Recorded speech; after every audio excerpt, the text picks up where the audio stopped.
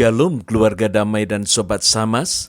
Kita jumpa kembali dalam Sapaan Damai Sejahtera Rabu 29 Mei 2024. Kali ini kita akan belajar dari Stefanus yang melihat ladang penginjilannya dengan penuh kasih. Mari kita bersama mohon pimpinan Roh Kudus dalam doa. Allah yang penuh kuasa, yang memberikan keberanian penuh kepada para saksi iman, bahkan menyiapkan mereka menjadi martir. Karuniakanlah iman yang teguh bagi kami, sehingga kami tidak menyia-nyiakan berita keselamatan yang telah diberitakan dengan harga yang mahal. Di dalam Kristus Sang Juru Selamat kami berdoa. Amin. Keluarga damai dan sobat Samas, bacaan hari ini diambil dari Kisah Para Rasul 7 ayat 51, kemudian ayat 54 sampai pasal 8 ayat 1a. Kisah Para Rasul 7 ayat 51, kemudian dilanjutkan ayat 54 sampai pasal 8 ayat 1a. Hai orang-orang yang keras kepala dan yang tidak bersunat hati dan telinga, kamu selalu menentang Roh Kudus, sama seperti nenek moyangmu, demikian juga kamu. Ayat 54, ketika anggota-anggota Mahkamah Agama itu mendengar semuanya itu, sangat tertusuk hati mereka. Maka mereka menyambutnya dengan gertakan gigi.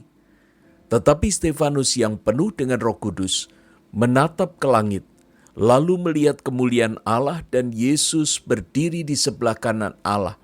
Lalu katanya, sungguh, aku melihat langit terbuka dan Anak Manusia berdiri di sebelah kanan Allah.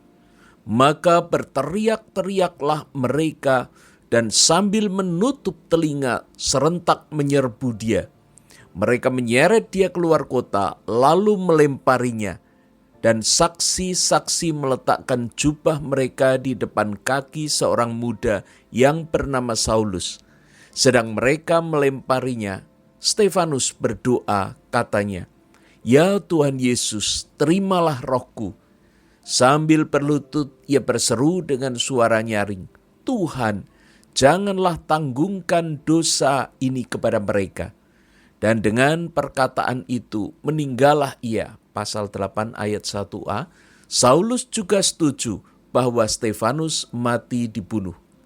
Keluarga damai dan sobat Samas, Stefanus diperkirakan lahir di tahun ke-5 Masehi dan wafat di tahun ke-34 Masehi.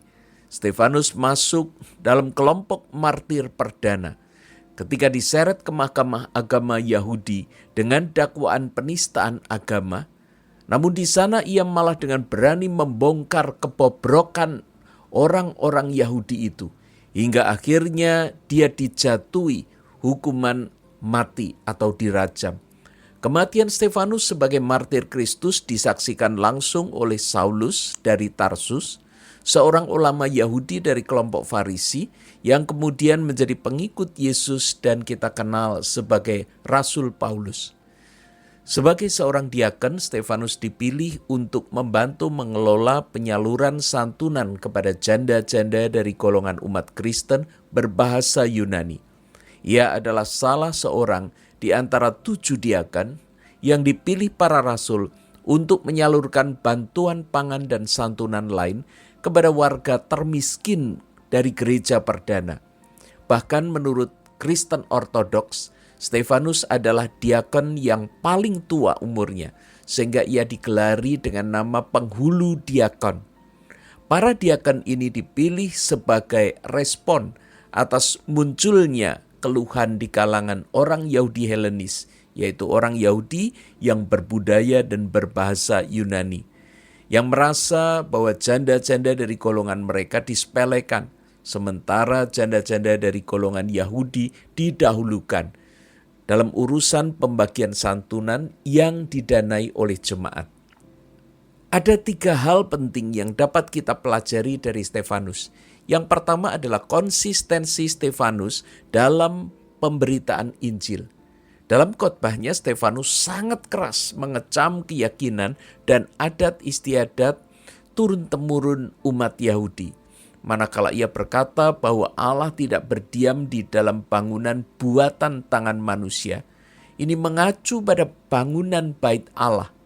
Stefanus berusaha meyakinkan peserta sidang bahwa Yesus Kristus adalah Tuhan dan ajaran Kristus tidak bisa digantikan oleh aturan yang mereka buat sendiri.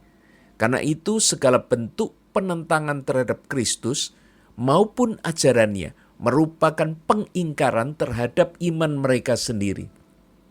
Yang kedua, Stefanus menghadapi musuhnya dengan pandangan yang tertuju kepada Allah.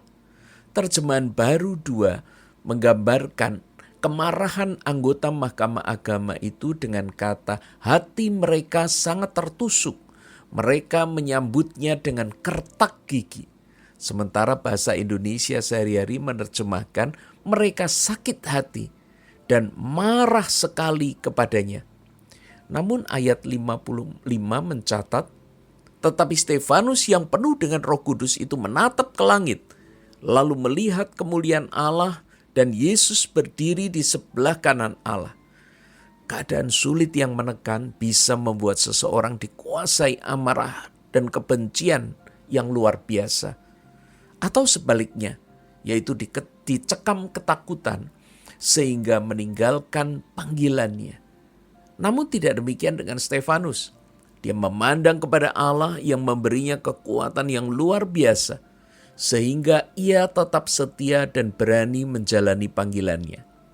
Yang ketiga, kita belajar bahwa kasih yang dimiliki oleh Stefanus melampaui kejahatan orang-orang yang memusuhinya.